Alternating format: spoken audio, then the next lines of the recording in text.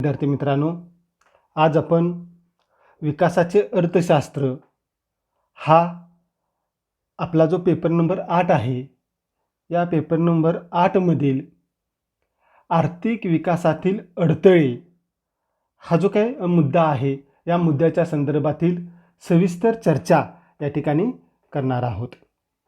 प्रामुख्यानं प्रत्येक देशाच्या बाबतीमध्ये भौगोलिक, राजकीय आणि सामाजिक परिस्थिती ही वेगवेगळी असलेली आपल्याला पाहावयास मिळते आणि त्यामुळेच प्रत्येक देशाच्या बाबतीमध्ये आर्थिक विकासात निर्माण होणारे जे अडथळे आहेत, हे अडथळेसुद्धा वेगवेगळे असलेले आपल्याला पाहावयास मिळतात. एवढेच नव्हे तर प्रत्येक देशामध्ये निर्माण झालेले हे जे काही अडथळे आहेत, या अडथळ्यांची तीव्रतासुद्धा वेगवेगळ्या देशांच्यामध्ये वेगवेगळी असलेली आपल्याला पाहावयास मिळते. प्रामुख्यानं विकास मार्गामध्ये निर्माण होणारे जे काही अडथळे आहेत, त्या अडथळ्यांची सारांश रूपानं जी चर्चा आहे, ही चर्चा या ठिकाणी आपण करणार आहोत. त्यातील सगळ्यात महत्त्वाचा पहिला जो अडथळा आहे, तो आहे दारिद्र्याचे दुष्टचक्र. प्रामुख्यानं आपण पाहतो की जे काही अविकसित देश आहेत, हे अविकसित देश दारिद्र्याच्या दुष्टचक्रामध्ये अडकलेले आपल्याला दिसून येतात. प्राध्यापक नर्क्स यांनी दारिद्र्याच्या दुष्टचक्राची जी संकल्पना आहे, ही संकल्पना स्पष्ट केलेली आहे. त्याबरोबरच प्रामुख्यानं सिंगर असेल, मिर्डाल असेल इत्यादींनी सुद्धा दारिद्र्याच्या दुष्टचक्रामध्ये जी काही भर आहे, ही भर टाकलेली आपल्याला पाहावयास मिळते. दारिद्र्याच्या संदर्भामध्ये नर्क्स यांनी जी संकल्पना आहे, ही संकल्पना स्पष्ट करत असताना म्हटलेलं होतं की ज्या योगे राष्ट्राला दारिद्र्य अवस्थेमध्ये ठेवलं जाईल, अशा रीतीनं क्रिया आणि प्रतिक्रिया करणाऱ्या चक्रवत शक्तीचा समूह म्हणजे दारिद्र्याचं दुष्टचक्र होय. प्रामुख्यानं त्या अनुषंगानं नर्क्स यांनी स्पष्ट केलेलं आहे की गरीब व्यक्तीला अन्न मिळत नाही, त्यामुळं ती व्यक्ती अर्धपोटी राहते. व्यक्ती अर्धपोटी राहिल्यामुळं अशक्त राहते. शारीरिकदृष्ट्या व्यक्ती अशक्त राहिल्यामुळं तिची काम करण्याची जी काही कार्यक्षमता आहे, ही कार्यक्षमता कमी होत असलेली आपल्याला पाहावयास मिळते. प्रामुख्यानं कमी उत्पादकतेमुळं त्याला कमी उत्पन्न मिळतं आणि ती व्यक्ती गरीब राहते. म्हणजेच गरिबीमुळं पुन्हा त्याला पोटभर अन्न मिळत नाही आणि हे जे काही चक्र आहे, हे चक्र असंच चालू राहत असलेलं आपल्याला पाहावयास मिळतं. प्रामुख्यानं गरीब व्यक्तीच्या बाबतीमध्ये केलेलं हे जे वर्णन आहे, हे वर्णन अविकसित देशाला सुद्धा लागू पडत असल्याचं नर्क्स यांनी स्पष्ट केलेलं आपल्याला दिसून येतं. राष्ट्र गरीब आहे कारण ते गरीब आहे.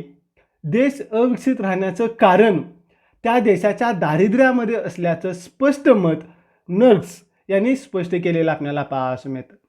प्रामुख्यानं आर्थिक विकासाच्या मार्गामध्ये अडथळा निर्माण करणारे जे काही सामाजिक राजकीय घटक आहेत, हे घटक विचारात न घेता फक्त आर्थिक घटकांवरती लक्ष जर केंद्रित केलं तर दारिद्र्य हाच विकास मार्गामध्ये असणारा जो काही अडथळा आहे, हा अडथळा ठरत असलेला आपल्याला पाहावयास मिळतो.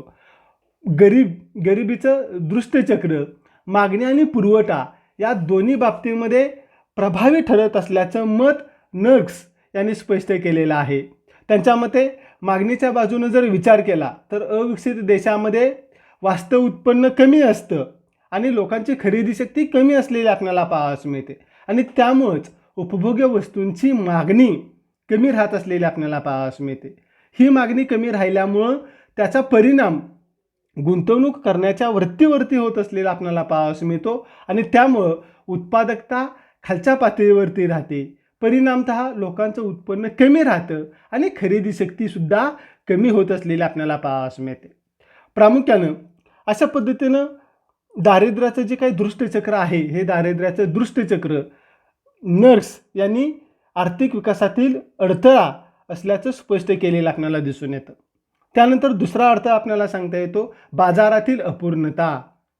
आर्थिक विकासाच्या प्रक्रियेमध्ये बाजारातील अपूर्णतेमुळं अडथळा निर्माण होत असलेला आपल्याला दिसून येतो. देशातील बाजारपेठेमध्ये स्पर्धेचा अभाव असणं, बाजारपेठा परस्परांपासून अलग किंवा दूरच्या ठिकाणी असणं, ग्राहकांना वस्तूच्या किमती आणि दर्जा याबाबतच्या माहितीचा अभाव असणं, उत्पादन घटकांच्या गतिशीलतेचा अभाव असणं, हे सगळे घटक बाजारातील अपूर्णता दर्शवत असलेले आपल्याला पाहावयास मिळतात. अविकसित देशांच्यामध्ये काही मोजक्या लोकांच्या हातामध्येच आर्थिक सत्तेचं जे काही केंद्रीकरण आहे, हे केंद्रीकरण झालेलं आपल्याला दिसून येतं. त्याचा परिणाम बाजारपेठेच्या कोणत्याच नियमाचं पालन केलं जात नसलेलं आपल्याला दिसून येतं आणि त्यामुळं बाजारामध्ये जी काही अपूर्णता आहे, ही अपूर्णता राहत असलेली आपल्याला दिसून येते. अविकसित देशांच्यामध्ये व्यापार चक्र, गळे कापूस स्पर्धा, न्यून उत्पादन, देशातील संपत्तीचं असणारं असमान वाटप, या सर्व कारणांच्यामुळं बाजारपेठाचा जो विस्तार आहे, हा विस्तार होत नाही. बाजारपेठाचा विस्तार न झाल्यामुळं देशातील साधन सामग्री योग्य पद्धतीने वापरता येत नाही आणि याचा परिणाम म्हणून उद्योगधंद्यांची वाढ आणि विकास याला मर्यादा पडत असलेल्या आपल्याला पाहावयास मिळतात. त्यांचा जो विकास आहे, हा विकास थांबत असलेला आपल्याला पाहावयास मिळतो. प्रामुख्यानं आपण पाहतो की अविकसित देशांच्यामध्ये शेती व्यवसाय आणि औद्योगिक क्षेत्र ही दोन्ही परस्परांपासून वेगळी असलेली आपल्याला दिसून येतात. अविकसित देशांच्यामध्ये मोठी लोकसंख्या शेतीवरती अवलंबून असते, परंतु शेतीकडं व्यवसाय म्हणून न पाहता एक उपजीविकेचं साधन म्हणून पाहिलं जातं. त्यामुळं बाजाराला प्रभावित करणारे जे काही घटक आहेत, हे घटक या व्यवसायात प्रभाव पाडू शकत नाहीत. बाजारातील घडामोडी या क्षेत्रावरती फारसा प्रभाव पाडत नाहीत. उलट परिस्थितीमध्ये औद्योगिक क्षेत्र हे मर्यादित असून या क्षेत्रामध्ये उत्पादन घटकांची गतिशीलता कमी असलेली आपल्याला पाहावयास मिळते. उद्योगाकडे एक व्यवसाय म्हणून पाहिलं पाहिजे, म्हणून अशा देशांच्यामध्ये शेती क्षेत्र आणि औद्योगिक क्षेत्र ही परस्परांपासून वेगळी राहत असलेली आपल्याला पाहावयास मिळतात आणि दुहेरी अर्थव्यवस्थेमुळे बाजारपेठेमध्ये जी अपूर्णता आहे, ही अपूर्णता निर्माण होत असलेली आपल्याला पाहावयास मिळते. हा दुसरा अडथळा या ठिकाणी आपल्याला स्पष्ट करता येतो. तिसरा अडथळा आहे भांडवल संचयाचा अल्पवेग. प्रामुख्यानं अविकसित देशाच्या विकास कार्यामध्ये सगळ्यात महत्त्वाचा अडथळा हा भांडवलाची कमतरता हा असलेला आपल्याला दिसून येतो. दारिद्र्याच्या दुष्टचक्रामुळं भांडवलाची कमतरता निर्माण होत असलेल्या आपल्याला पाहावयास मिळते. दारिद्र्य हे देशातील भांडवल संचयाच्या अल्पवेगाचं कारण आणि परिणाम असलेला आपल्याला दिसून येतो. अल्पविकसित देशामध्ये असणारी जी काही बहुसंख्य जनता आहे, ही गरिबीमध्ये किंवा दारिद्र्यामध्ये आपलं जीवन जगत असलेली पाहावयास मिळते. बहुसंख्य लोक निरक्षर, अकुशल असलेले आपल्याला पाहावयास मिळतात आणि प्रामुख्यानं हे लोक शेतीवरती आपला उदरनिर्वाह करत असलेले पाहावयास मिळतात. प्रामुख्यानं यामध्ये सुद्धा शेती कालबाह्य पद्धतीने केली जात असल्यामुळं लोकांचा बाजाराधिष्ठित अर्थव्यवस्थेशी फारसा संबंध राहत नाही. त्यांची असणारी सीमांत उत्पादकता अत्यंत अल्प असते. कमी उत्पादकतेमुळं त्यांचं वास्तव उत्पन्न कमी होतं आणि त्यामुळं त्यांच्याकडून बचत होऊ शकत नाही. भांडवल गुंतवणूक कमी होते. साहजिकच भांडवल संचयाचा असणारा जो वेग आहे, हा वेग अल्प असलेला आपल्याला दिसून येतो आणि त्याची उपभोग पातळीसुद्धा खालच्या दर्जाची असते. भविष्य काळातील भांडवल सामग्रीच्या वाढीला त्यामुळं पायाबंद बसत असलेला आपल्याला पाहावयास मिळतो. म्हणजेच प्रामुख्यानं भांडवल संचयाचा अल्प वेग हा अविकसित देशातील अधिक उत्पन्न मिळवणाऱ्या गटातील लोकांची बचत उत्पादन कार्यासाठी सुद्धा कार्यान्वित केली जात नाही आणि मूल्यस्थैर्य असणाऱ्या वस्तूंच्या वापरासाठी, वास्तव मालमत्ता खरेदीसाठी, दागदागिने, हिरे, परकीय चलन खरेदी इत्यादी अनुत्पादक कार्यासाठी या बचतीचा जो वापर आहे, हा वापर केला जात असलेला आपल्याला पाहावयास मिळतो. वस्तूच्या ऐवजी ज्या भपकेबाज किंवा ज्या इतर वस्तू आहेत, त्या इतर वस्तू खरेदी करण्यावरती श्रीमंतांचा अधिक भर असतो. ज्या प्रतिष्ठेच्या वस्तू म्हणून समजल्या जातात, अशा वस्तूंच्या खरेदीसाठी हा पैसा खर्च होत असलेला आपल्याला पाहावयास मिळतो. मध्यम उत्पन्न गटातील व्यक्ती मार्केटिंग, सेवा क्षेत्र यासारख्या चिरस्थायी आणि कमी धोकादायक व्यवसायामध्ये गुंतवणूक करत असलेल्या आपल्याला पाहावयास मिळतात.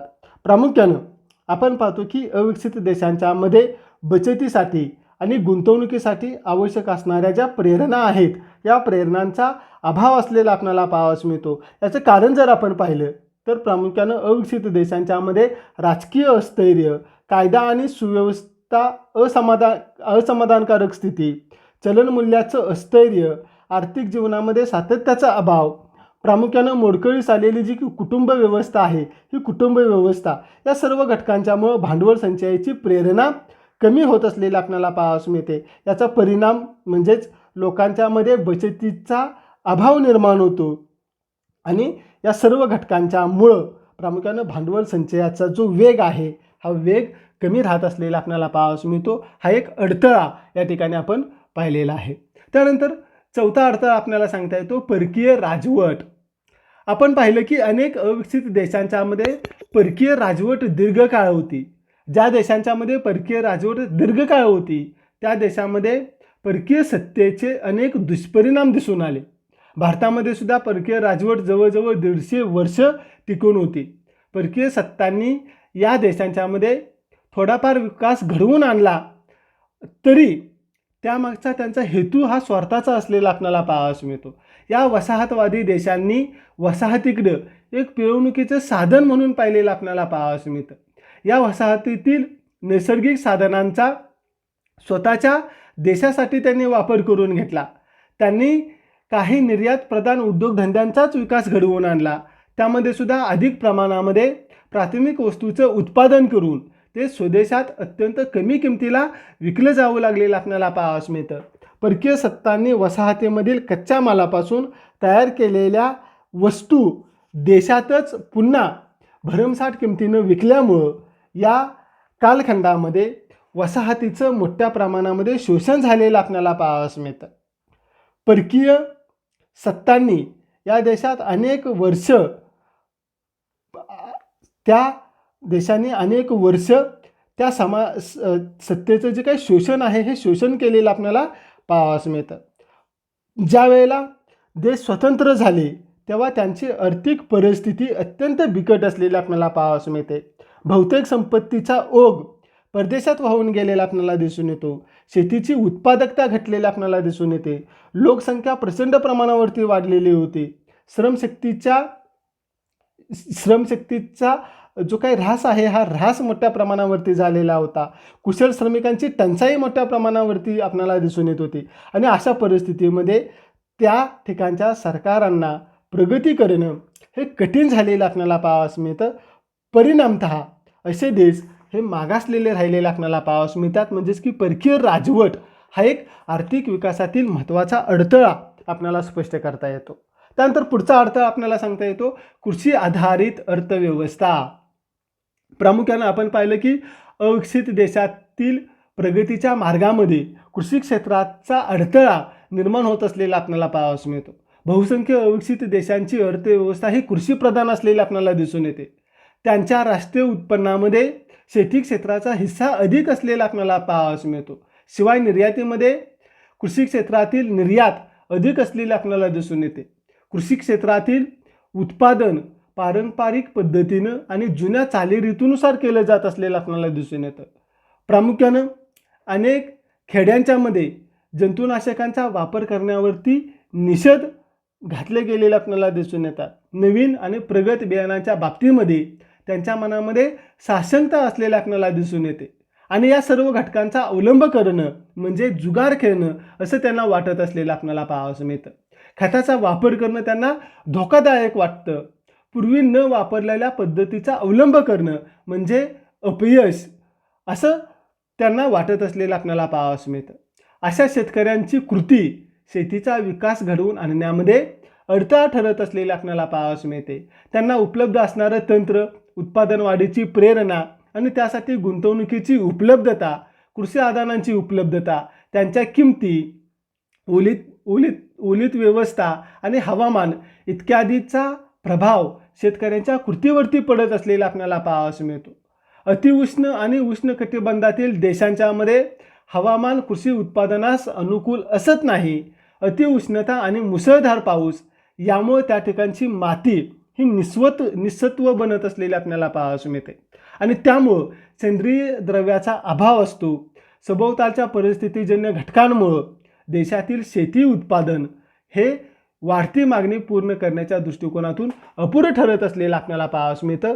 अशा देशातील लोकसंख्या वृद्धीचा दर उच्च असल्यामुळं दरमानशी जमिनीची उपलब्धता आणि अन्नधान्याची उपलब्धता घटत जाते. अशा परिस्थितीत अन्नधान्याची आयात करावी लागत असलेली आपल्याला पाहावयास मिळते आणि त्यासाठी मोठ्या प्रमाणामध्ये परकीय चलनावरती ताण निर्माण होत असलेला आपल्याला पाहावयास मिळतो.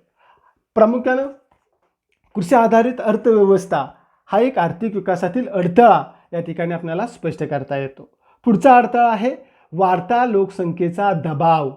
आपण पाहतो की प्रामुख्यानं अविकसित देशांच्यामध्ये वाढती लोकसंख्या त्यांच्या विकास मार्गामध्ये अडथळा निर्माण करत असलेली आपल्याला दिसून येते. अशा देशातील लोकांच्यामध्ये सर्वकष विकासासाठी आवश्यक असलेलं ज्ञान कौशल्य असत नाही.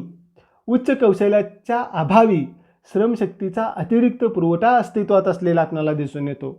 अविकसित मानवी साधनांमुळं श्रमिकांची गतिशीलता कमी असलेली आपल्याला पाहावयास मिळते. त्यांचे एखाद्या व्यवसायातील विशेषीकरण, सांप्रदायिक मूल्य, पारंपरिक सामाजिक संस्था इत्यादीमुळं त्यांच्या प्रगतीची प्रेरणा कमी झालेली आपल्याला पाहावयास मिळते आणि त्या सर्व घटकांच्यामुळं त्यांची असणारी जी काही उत्पादकता आहे ही उत्पादकता कमी असलेली आपल्याला पाहावयास मिळते. वाढत्या लोकसंख्येमुळं अन्नधान्याविषयी वस्तूंची मागणी सातत्यानं वाढत असते.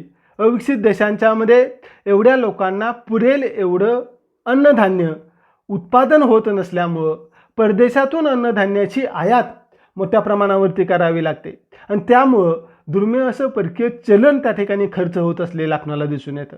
याचा परिणाम जर आपण पाहिला तर अविकसित देशाला विकास कार्यासाठी आवश्यक असणारी यंत्रसामग्री, इतर भांडवली वस्तूंची आयात करता येत नाही आणि त्यामुळं भांडवल निर्मितीचा दर या ठिकाणी वाढू शकत नाही. परिणामतः आर्थिक विकास साधता येत नाही. त्याचबरोबर वाढत्या लोकसंख्येमुळे सरकारला शिक्षण, आरोग्य, पाणीपुरवठा, वाहतूक, दळणवळण या ज्या व्यवस्था आहेत त्या व्यवस्थांच्यावरती मोठ्या प्रमाणावरती पैसा खर्च करावा लागतो. त्यामुळे विकास प्रकल्प पूर्ण करण्यासाठी पैशाची टंचाई निर्माण होते आणि आर्थिक विकासाचा जो वेग आहे हा वेग या ठिकाणी घटत असलेला आपल्याला पाहावयास मिळतो. शिवाय अविकसित देशामध्ये वाढत्या लोकसंख्येला रोजगार कसा उपलब्ध करून द्यायचा ही समस्या निर्माण होत असलेली आपल्याला दिसून येते.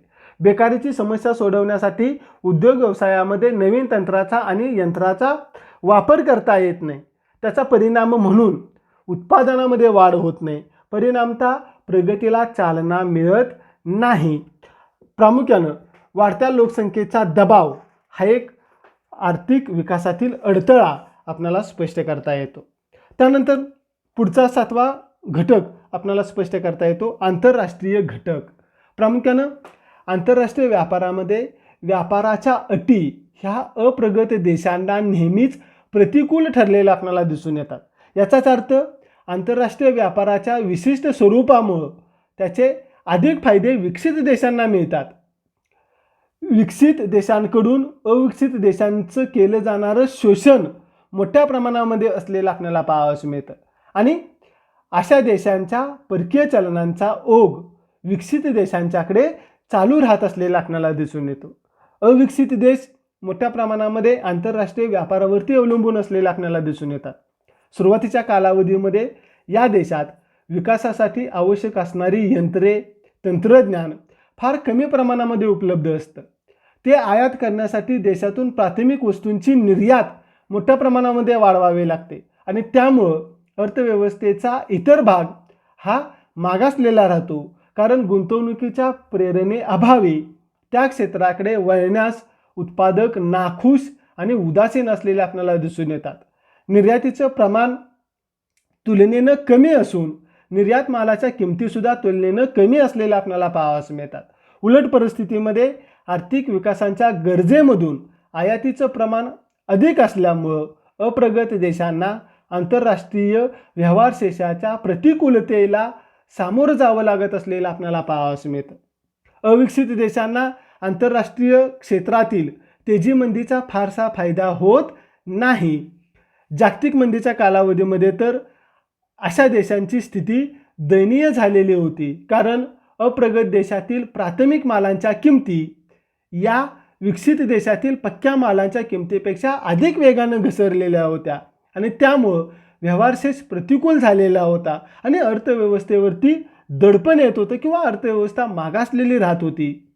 अशा पद्धतीनं प्रामुख्यानं हे जे काही आंतरराष्ट्रीय घटक आहेत, हे आंतरराष्ट्रीय घटक आर्थिक विकासामध्ये अडथळे निर्माण करत असलेले आपल्याला पाहावयास मिळतात. त्यानंतर पुढचा मुद्दा आपल्याला सांगता येतो परकीय गुंतवणूक.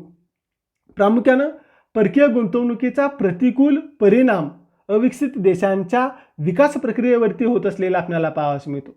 कारण लवकर लाभ मिळवून देणाऱ्या प्राथमिक वस्तूच्या उत्पादनाच्या क्षेत्रातच प्रामुख्यानं परकीय गुंतवणूक होत असते.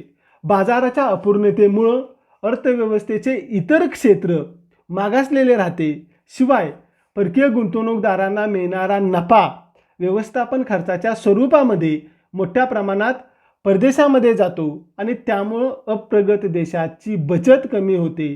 त्यावरती निर्बंध जर घातले तर पुन्हा परकीय गुंतवणूक घटण्याचा धोका असतो. म्हणजेच की थोडक्यामध्ये आपल्याला स्पष्ट करता येतं की परकीय गुंतवणुकीमुळं अप्रगत देशाला बऱ्याच मोठ्या प्रमाणामध्ये वास्तव बचतीला मुकावं लागतं आणि भांडवलाची कमतरता निर्माण होऊन अशा देशांची प्रगती खुंटत असलेली आपल्याला पाहावयास मिळते. हा एक आर्थिक विकासातील अडथळा आपल्याला स्पष्ट करता येतो. पुढचा 9वा अडथळा आपल्याला सांगता येतो विकासातील परावलंबित्व. प्रामुख्यानं अविकसित देशाच्या विकास मार्गातील अनेक अडचणी या त्यांच्या नियंत्रणाबाहेरच असल्यामुळं त्यांच्या विकासात परावलंबित्व निर्माण झालेलं आपल्याला पाहावयास मिळतं. विशेषतः खनिज तेलाचं उत्पादन करणाऱ्या देशांनी आपल्या उत्पादनाच्या किमती वाढवल्यामुळं अप्रगत देशाच्या विकास कार्यामध्ये मोठ्या प्रमाणात अडथळे निर्माण होत असलेले आपल्याला दिसून येतात.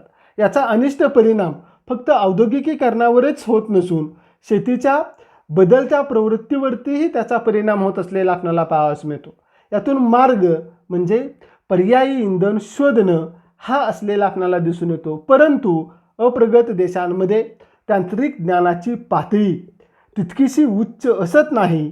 शिवाय त्यासाठी येणारा खर्चही अविकसित देशांना परवडत नसतो आणि त्यामुळं अविकसित देशाच्या अडचणीमध्ये वाढ होत असलेली आपल्याला पाहावयास मिळते. म्हणजेच की विकासातील परावलंबित्व हा एक आर्थिक विकासातील अडथळा ठरत असलेला आपल्याला पाहावयास मिळतो.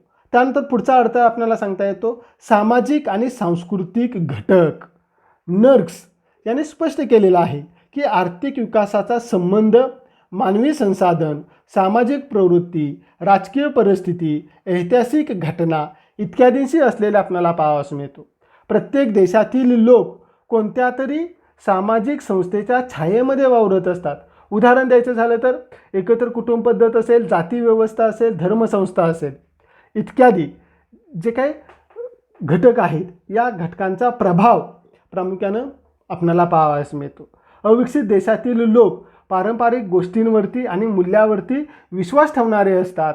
सामाजिक मूल्ये झुगारून देण्यास ते सहजासहजी तयार होत नाहीत आणि त्यामुळे समाजामध्ये अंधश्रद्धा असेल, जातीयता असेल, कर्मावर आधारलेली जीवन प्रणाली असेल, देववादी वृत्ती असेल यांचा पगडा मोठ्या प्रमाणामध्ये आपल्याला पाहावयास मिळतो.